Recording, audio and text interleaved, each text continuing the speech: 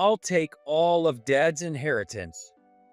After a sudden accident took my beloved husband, I was left with just myself and my stepson. During his funeral, when I was completely exhausted, my stepson said something I never expected.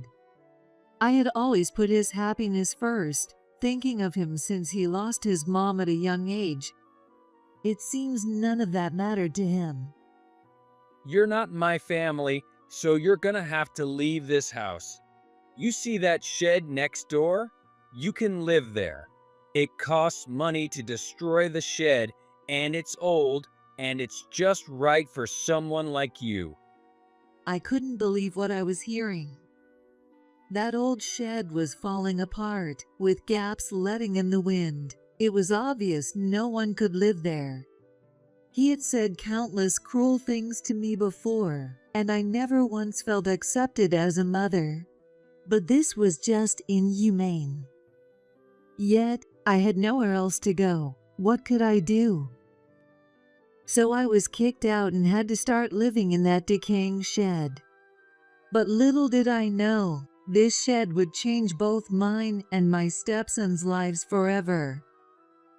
Thank you again, Steve, I said as I took my husband's hand and got out of the car. Don't worry about it. Steve smiled. It was a scene I had grown used to. My name is Sarah. I'm a 64-year-old housewife. The man standing next to me is my husband, Steve. It's been over 30 years since we got married. We met at work. He was my boss, and I was his junior coworker. As a supervisor struggling with managing my team, I often turned to Steve for advice. We started meeting outside of work and eventually began dating. I was already in my 30s and had given up on the idea of marriage before meeting him. But I began to feel that I wanted to be with this kind, supportive man. Steve was actually divorced. When we met, he had an 8-year-old son, Mike, and was raising him alone. If I said I wasn't worried about it, I'd be lying. But being able to become a mother was a joy, especially since I was nearing the end of my childbearing years. Most of all, I believed I could overcome anything as long as I was with Steve. I was certain of it.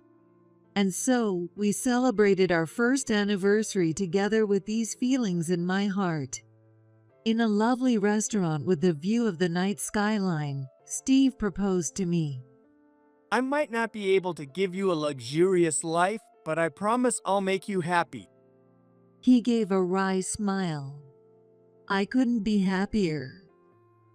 I accepted his proposal without a second thought. And so we got married. However, we didn't have a wedding ceremony or go on a honeymoon. His son, Mike, was still in elementary school, and we thought it might be a bit cruel for a boy who had lost his mom. We both agreed on this decision, so there were no regrets. Having breakfast together as a family and occasionally going out on weekends.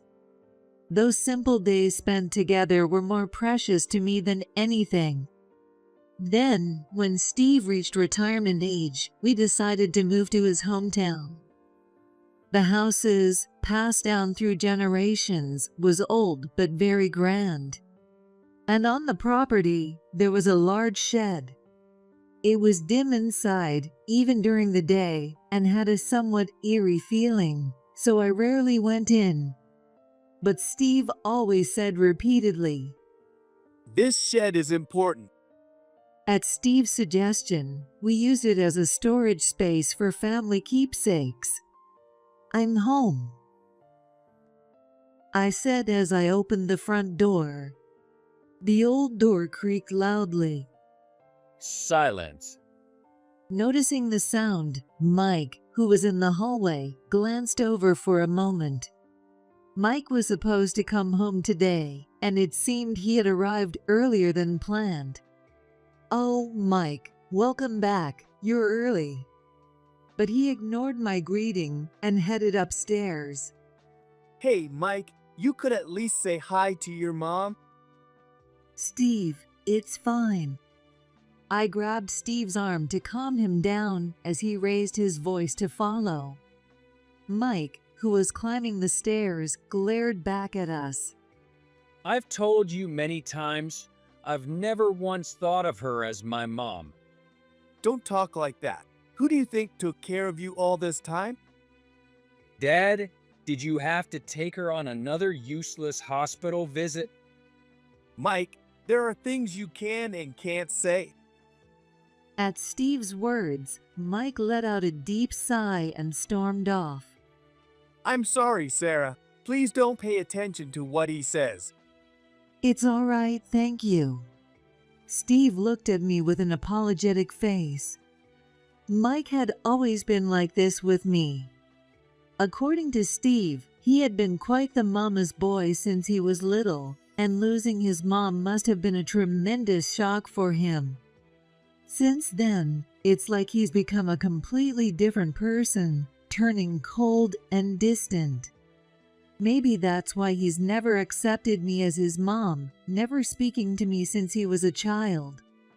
I know my hospital visits are a burden on you. Don't worry about it. I'm doing this because I want to. Here. Steve extended his hand. I took his hand and stepped up into the house. I can't move my legs well. When I was younger, one hospital visit and some rehab once a year were enough. But after I turned 40, my condition worsened. Now, I go to the hospital several times a week, and with Steve's support, I manage to get by. Living alone would be almost impossible, both financially and physically. Mike must have been frustrated seeing my condition get worse and worse. You're in the way. He would push me aside when I went to the bathroom or deliberately hide my walking cane. As he grew older, his harassment toward me increased. Mike really loved his mom, didn't he? Yeah, he used to be such a kind boy who cared about his family. I just wish he'd be more manageable on the rare occasions when he comes home. Steve, don't worry. I'm just happy to be living with family. I wasn't just pretending to be strong. I truly felt that way. I was happy just to be with my family, to be with Steve. One rainy day, the sky was covered with large black clouds. Looks like the rain won't stop for a while. I wondered if Steve took an umbrella with him. With that on my mind, I went about my usual cleaning routine. At that moment, suddenly, the phone rang loudly. I have a bad feeling about this. I hesitantly picked up the receiver and put it to my ear. Hello. Hello, this is the Central District Fire Department. The fire department? Did something happen to my husband? My heart started pounding faster and faster. All the sounds around me faded away, and I felt utterly alone. A car skidded on the wet road and collided with your husband's car. Is my husband all right? Terrible thoughts flashed through my mind. I desperately tried to push those images away and waited for the firefighter's words. The car was severely damaged, and it appears that your husband has sustained serious injuries. No way. Your husband is being rushed to the hospital. Would it be possible for you to come to the hospital? Yes, I understand. I'll be there right away. After confirming the call had ended, I immediately called the taxi company. I had kept their number handy so I could get to the hospital quickly, even if my husband wasn't around. Thankfully, a taxi arrived quickly. I held back my emotions, got in the taxi, and headed to the hospital. As soon as I arrived at the hospital, the nurses rushed toward me. "Are you his wife? This way to his room." I hurried to Steve's room, following their directions. When I opened the door, there was Steve, lying in a condition I couldn't recognize. He was hooked up to an IV and an oxygen mask, his body covered in wounds, blood seeping out. Are you his wife? Yes. Please stay calm. He sustained a severe head injury and there was bleeding in his brain. No. There's nothing more we can do. I know this is difficult, but please contact the other family members. It felt like something happening on TV. It didn't seem real. No, maybe I just didn't want to believe it. With trembling hands, I called Mike and other relatives to explain what had happened. Right after making those calls, Sarah, are you there? Steve, who was not expected to regain consciousness, called out to me. I rushed to his side and held his hand. It wasn't like the hand he always extended to me. It was weak, almost lifeless. I brought my face closer, not wanting to miss his faint voice. Sarah, I'm sorry. "It's okay, don't apologize." He gave a wry smile, just like when he had proposed to me. It was the same smile he always had, and tears began to fall. I was happy being with you. Thank you. "Me too, thank you." As I answered, Steve smiled with relief and closed his eyes. I knew this would be our last conversation. Shortly after, his heartbeat stopped and Steve was gone. Everything that followed happened so quickly. People came in turns, asking me to fill out various forms. There was so much to do that even though I had seen Steve pass away right before my eyes, I couldn't grasp the reality that he was gone. After all the formalities were finally settled, I waited for the taxi in the hospital lobby. Just then, my phone rang. It was a call from Mike. "Mike, what's going on?" I answered the phone, wondering. I had just called him right after Steve's passing, so it was strange that he was calling again so soon. "Hello, Mike?" So, about Dad's estate. Mike spoke in a calm and flat tone.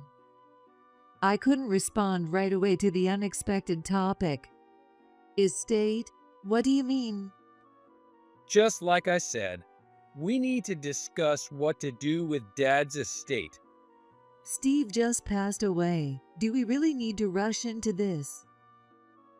Honestly, I hadn't had the time to think that far ahead. I'd like to wait until after the funeral to talk about it. What he said next took me by surprise. As always, you're useless and just in the way. "No way." Well, whatever. I'll handle everything. "Huh? What do you mean by everything?" Estate distribution. You're not my family, so don't interfere. Just wanted to let you know. "Wait, Mike?" He hung up without giving me a chance to respond. I stood there, unable to process what had just happened. I remained in the hospital lobby, frozen, until the taxi driver finally called out to me. Afterward, we managed to complete his funeral, and all the relatives gathered at the house where Steve had lived. Steve, being one of the older family members, seemed to have been well liked by many. Many people expressed their gratitude to him. By the way, what will you do with this house? It must be lonely and too big for you to live alone, Sarah. Well, that's. When asked about the inheritance, I hesitated to answer. Mike said he'd handle everything, but what did he mean by that? Of course, I couldn't tell the relatives that, so I tried to dodge the topic. Apparently hearing the conversation, Mike joined in. I'll inherit this house. What? As the eldest son, it seems right for me to take it over. We talked about it together. He said this with an odd smile. Maybe I was the only one who found it unnatural. Oh, I see. The relatives nodded in agreement. There was no discussion, nothing. But there was no point in arguing about it now. Trying to keep my suspicion off my face and go along with the conversation, even more unbelievable words came out. Sarah is going to live in the shed that Dad cherished. The shed. I never agreed to that. I had rarely gone into that large shed. The roof was peeling off, and the inside was falling apart, barely holding its shape. It was a very old building and looked like a ruin from afar. Mike kept pushing the conversation forward. When the relatives stepped out for a moment, I confronted Mike. Wait, what do you mean by living in the shed? And we haven't even discussed his inheritance. I told you on the phone. I'll handle everything. That's not what I meant. Anyway, once this gathering is over, get out of the house. I'm going to live here. The moment the relatives left, Mike's demeanor changed completely. His hatred for me was clear in his expressions and words. Oh, and as for the other assets, I'll inherit almost everything, so just go along with it from now on. Silence. I'll give you that shed, though. You can have it. Why? That shed is pretty old, you know? It's going to cost $50,000 to demolish it. It's really in the way. So you're giving it to me? Yeah, it just hit me. An eyesore belongs in an eyesore. That shed was something Steve cherished. How can you say that? Well, it's perfect then. It might be a little old, but it's just right for you, isn't it? Mike laughed coldly. That shed had indeed been used for storage. It also holds Steve's photos, stuffed animals given to Mike, and many memories of our family. And above all, Steve cherished it dearly. If I handed that shed over to Mike, he'd probably tear it down and get rid of everything inside. I had to stop that at all costs. Suppressing my frustration, I decided to accept Mike's unreasonable proposal. From the next day, I began living in the shed, which was like a ruin. Even during the day, it was dim inside, and on rainy days, it leaked. Moreover, since Mike had taken Steve's savings, I didn't have enough money to live and continue my hospital visits.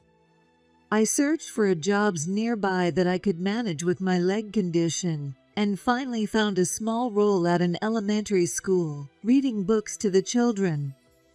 If I fixed one thing, another would break. Balancing the endless cleaning and repairs of the shed with my part-time jobs at the school drained my energy. The houses I used to live in was just a stone's throw away from the shed, so I'd often run into Mike. Each time, he'd never help. He'd just sneer and throw cruel words my way. That place really suits you. One day, while living that routine, I was cleaning as usual when I noticed something shiny on the floor. I picked it up and brought it close to my face. An old coin. I've never seen anything like this. Curious, I decided to ask the teachers I had met through my part-time job at the elementary school. It's a very old coin. As soon as I showed the coin, the history teacher's eyes lit up. Is that so? Let me look it up. Look, See this? The teacher showed me the computer screen. There was a picture of the exact same coin, and it said it was worth hundreds of thousands of dollars. Is it really that valuable? Yes, earthquakes and fires were common in that era, so not many coins have survived. I never thought I'd see such a rare item. Why would something like that be in the shed? Well, it's been around for quite some time. Maybe someone in the family quietly kept it hidden. Anyway, Maybe. this belongs to you, Sarah. You must have had a tough time after your husband's passing. Please use this to support yourself. Thank you so much. Well, this is great news. The teacher smiled warmly. I couldn't believe it had such value, but honestly, it was a great help to me now. I should take it to town tomorrow. Maybe good things can happen if you keep on living. Thinking that, I went back to the shed and went to bed. The next morning, I was awakened by the sound of someone pounding on the shed door. Who could it be so early in the morning? Rubbing my eyes, I opened the door to find Mike standing there. Mike, what's going on? Move aside. He pushed past me, heading deep into the shed, opening boxes left and right. Wait, what are you doing? Hey, where are you hiding it? Hiding what? The old coin. It's worth hundreds of thousands, right? I heard the teachers talking excitedly about it yesterday near the elementary school. Silence. My faint hope was shattered in an instant. The teachers probably meant well, but I should have asked them to keep it a secret. Then again, they didn't know Mike's true nature, so they probably wouldn't have believed me anyway. It was only a matter of time before he found out. Dad's inheritance was too small to begin with. You inherited everything Steve had. This shed must have more stuff hidden in it, right? This is bad. Knowing how Mike is, if he doesn't find anything, he might just tear down the shed. I have to stop Steve's precious shed from being destroyed somehow. Okay, these are all the coins I found. I moved them into this box yesterday to take them to town today. You should have handed them over from the start. I'll give you the coins. Just please, leave the shed alone. Geez. Mike grabbed the box from my hands and walked out. Thinking about how tomorrow would be just another repeat of the same exhausting days made me feel dizzy. But at least the shed was safe. As long as I had those happy memories, I could keep going. I opened the box near my bed and looked at Steve's smiling photo, reassuring myself. Still, the fact remained that I was nearing the limit of how long I could continue this lifestyle as I approached 70. Living in this less than ideal environment was probably worsening my leg condition. The doctor told me to avoid getting too cold, if possible. Sigh. I sighed and looked around the shed. Wind was whistling through the gaps. Come to think of it, Steve always seemed to take special care of this shed. Before we moved in, he didn't visit it all that often. There's something important stored in this shed. I suddenly remembered Steve muttering that shortly after we moved in. I wonder what he meant by something important. Considering my legs, maybe it's time I organize this place a bit more. When I first moved into the shed, I had only cleaned up enough space for myself to live in. This shed was larger than I had imagined, and I still hadn't gone through all of it. Wow, look at all these fancy vases just lying around. Mike would probably love to get his hands on these. Deeper inside, there were antiques and pottery that seemed to have some value, though not as much as the coins. Steve never had a habit of collecting things like this, so they probably belonged to the previous generation. I still hadn't found anything that looked like the something important Steve had mentioned. What are you doing? Mike, I had left the shed door open while I worked since it was so dusty inside. He must have seen me while passing by. So, there really is something hidden in this shed. No, it's just that with my legs, I thought it was time to organize things properly. It wasn't a lie. I had to make him give up. Otherwise, this shed would be torn down before I could find Steve's something important. Is that really all?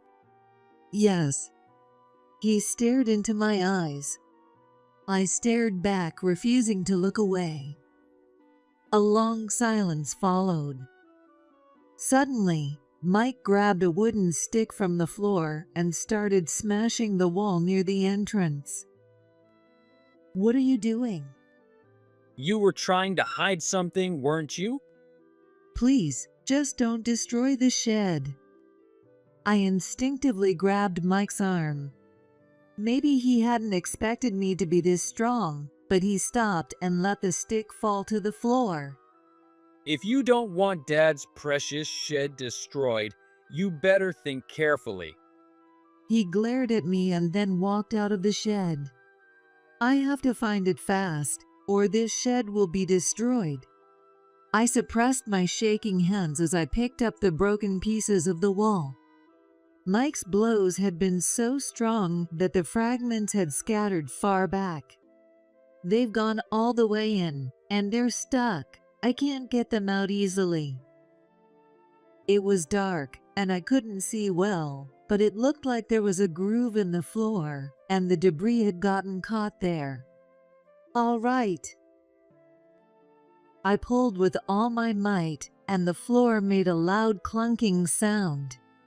A square-shaped hatch lifted slightly from the floor. I hesitantly lifted the hatch, revealing a staircase leading down, big enough for a person to pass through. What is this? A hidden staircase? Steve had never mentioned anything like this. I peered down the staircase from above, but it was pitch dark, and I couldn't see anything. However, strangely, I didn't feel any sense of dread. I grabbed the flashlight I kept near my bed and decided to go down the stairs. After descending about 30 steps, I found a small room. It was an odd space with nothing but a table in the center. What was this room used for? As I shone the light and moved closer to the table, I noticed a small cardboard box on top. Normally, I would have been too cautious to open it. But for some reason, at that moment, I felt like I had to open it. I peeled off the tape on the box and gently lifted the lid. Inside was a navy blue ring case and a letter. I opened the ring case, and a large diamond sparkled brightly. A diamond ring? Why is it here? Puzzled, I picked up the letter, and my breath caught. On the envelope was written, "To Sarah." No doubt about it. This was Steve's handwriting. With trembling fingers, I opened the letter, and this is what it said. To Sarah, I'm leaving this letter here in case something happens to me. We didn't have a wedding ceremony or go on a trip because we were thinking about Mike, and it's weighed on me all this time. I have always felt guilty for not giving you a ring, taking advantage of your kindness. I'm not brave enough to give it to you directly, so I was planning to give you this ring on our 50th wedding anniversary. Please let it stay here until then. The papers included with this letter are the deed to this shed and an inventory of the estate. This has been passed down through generations, but I have decided that it can't be given to Mike in his current state. If things stay as they are and I suddenly disappear, Mike will probably say cruel things and act unreasonably toward you. When that happens, show this letter to the lawyer. I've arranged for him to handle everything. Steve, this ring must have been so expensive. Steve's smiling face flashed in my mind. His shyness had never changed, not even until the end. And I loved that about him. Memories of the days we spent together came rushing back, and tears welled up in my eyes. At the end of the letter, there was a phone number. It was probably the lawyer's number. I could hardly believe what was happening, but I gathered my courage and made the call. It connected to a law firm. When I told the woman on the phone my name, she exclaimed, "Oh," and quickly transferred me to a male lawyer. He introduced himself as Ted, a friend of Steve's. Sarah, I've been expecting your call. Ted, I just found this letter, and I'm still so confused. Yes, I understand. Take your time. It's okay. Ted's gentle voice helped to ease my tension. After a while, I calmed down and explained everything that had happened since Steve's passing until I found the letter. Ted then spoke. You've been through so much. You've done well to make it this far. Leave the rest to us. Wait, does that mean hiring you as a lawyer? Yes, but don't worry about the fees. I owe Steve a lot. Ted chuckled softly. It was a moment that should have brought me immense relief. However, all I could think about was Mike's face. Excuse me, but could you give me a little more time? You're concerned about your son, Mike, aren't you? Yes, even if he doesn't accept me, he's still my precious son. I feel like I might be cornering him. I was surprised at my own words. After all the terrible things he had done to me, why was I hesitating? Is this what being a mother is all about? I don't usually say this, but from what you've told me, Mike's actions are extremely unfair. However, we'll wait until you're ready, Sarah. I'm sure that's what Steve would want as well. Thank you.